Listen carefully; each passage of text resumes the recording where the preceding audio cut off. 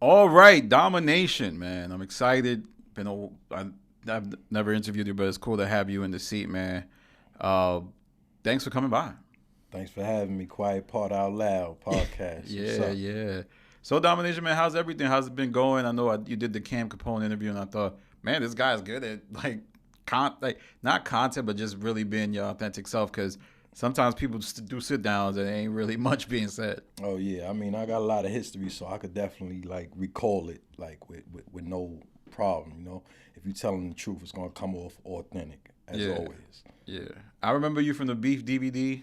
Oh Ah, that man, was classic, man. That was like, it's interesting because the Beef DVD is like, I think there was a lot of clearance issues because they used music they was not supposed to use, so it can't even be like played anywhere. wow, I didn't know that. I think that's what happened because they used a lot of songs. Like, I feel like it would be all over TV if it was cleared it properly. it was on BET This for show, for a number of years. It was playing on BET. okay, Yeah. yeah, I remember the TV show like where it was like on every Wednesday like at 10. Mm-hmm. And but like the original doc, that was the joint. But Right. Soul Domination, can you tell us a bit about yourself? Obviously, you from Queens. There's a lot of like every borough loves their borough, Yeah. but why like this Queens like seem to have a hold on people, and really matter in a way? And how did it shape the people who tell stories in hip hop? I mean, Queens got a lot of history, all the way from North Queens, like Queensbridge, the Nas's, the Mobb Deeps. Then you can go down to Left Rack. You got Capone Noriega. You got the Lost Boys from South Side. You got Onyx from South Side. You had people like Mike Geronimo. You got dudes like Ja Rule. You got people like 50. Like, we have a lot of culture in hip hop in Queens.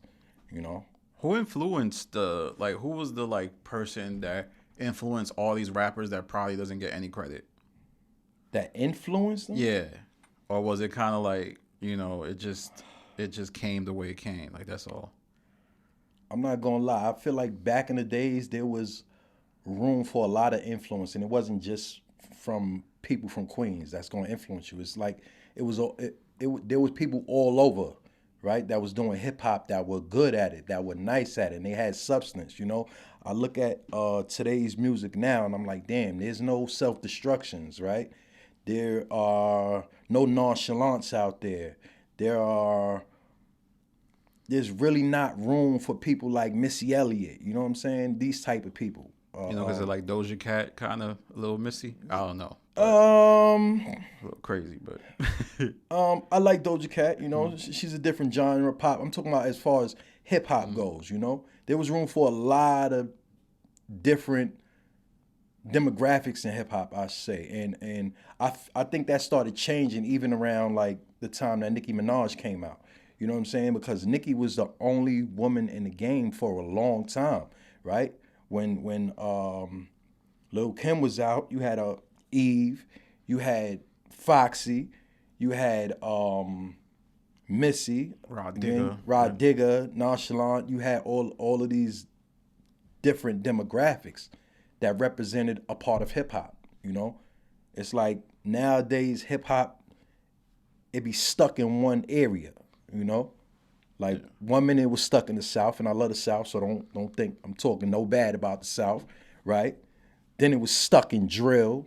You know, like I don't know, man. Like Yeah, it was just so the many influences factors. is different nowadays. Nowadays it's really not room for anybody but the top dogs. Yeah, one thing about you, Domination, is that I think a lot of the purveying thing is like the folks in the entourage, like the other rappers are corny. Like they're not as good as the main rapper. But I've listened to your music. You're actually really talented. I And I think appreciate that. it's tough for people to wrap their head around like a crew with Lloyd Banks, Young Buck, even though Young Buck comes later, Yayo, Game. Like there was also somebody who was really, really talented.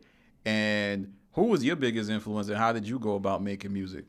Oh man, I had a lot of influences. My aunt used to rap. My aunt May, shout outs to Aunt May. She used to rap. She used to actually do shows. She used to take us out on her shows, and we used to like be like her hype men.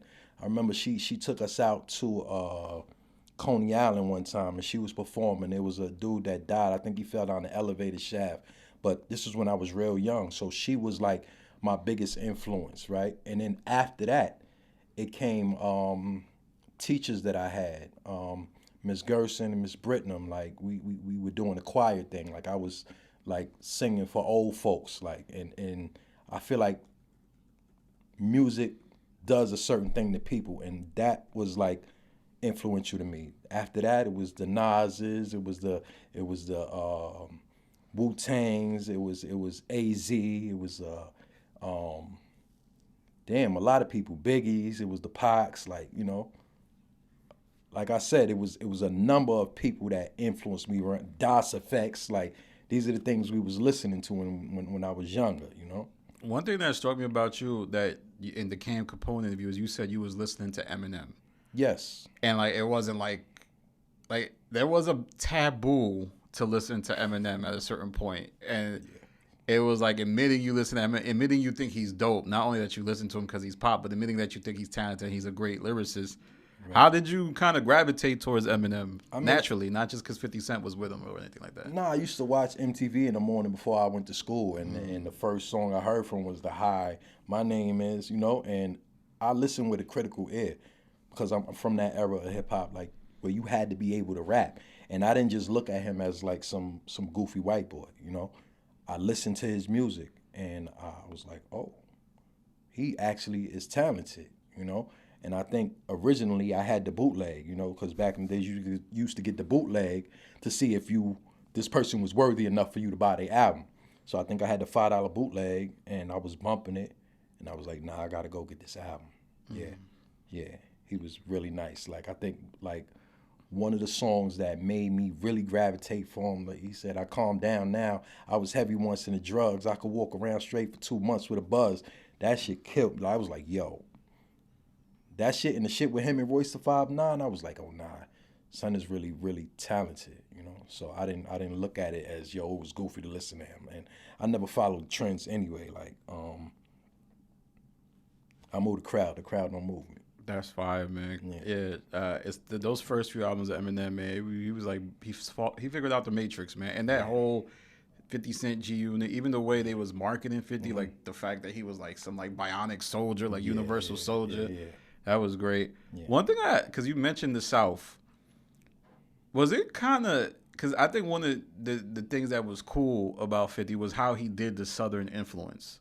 Yeah. Did that like rub Queens the wrong way, or was it like, nah, that's fire the way he did it? It didn't rub me the wrong way. I mean, like I said, I'm from a time where we had love for everybody. Outkast was out, Trick Daddy, like Thug Holiday is one of my favorite joints. I never had a problem with the South. Like, I don't know who caused this like cultural divide, but it came a point where New York and the South was just like, or New York was feeling some sort of way because the South got it now, or it was just like the South, and the South was feeling some sort of way because they felt like New York niggas was feeling some sort of way. But I never was on that at all. You know, I got people all the way from New York to Florida, so. Yeah. Mm-hmm. Was Nelly a big influence on like what we, because some people say Nelly was a big influence on. Was he a big influence on the especially that like 50 look? Like people say that. Oh nah, because Nelly came out before. I can't say that. Yeah. Oh, I can't say that. I can't say he was an influence. I do know this though. It was talks. I was around talks of 50 saying one of his gimmicks when he came back out was going to be to punch Nelly in the face. You know. He wanted to punch Nelly in the face because it was controversial, and he had just sold 10 million records. So that was one of the things that he actually wanted to do. Like really, like punch, like punch Nelly in the face. Yeah, yeah. You know, that is hilarious. That was a gimmick thing that he was going to do. Yeah. The rapper who punched Nelly in the face.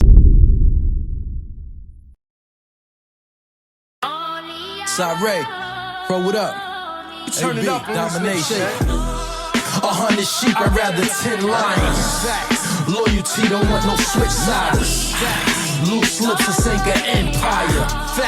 Run your mouth and get your shit wired. 100 sheep, sheep, I'd rather 10 lions. Facts. Loyalty, don't want no switch siders. Facts. Loose lips and sink an empire. Facts. Run your mouth and get your shit right. Watch how you mention us, you know how we give it up. Boy, we keep them blickies tucked, flex, we pick them blickies up.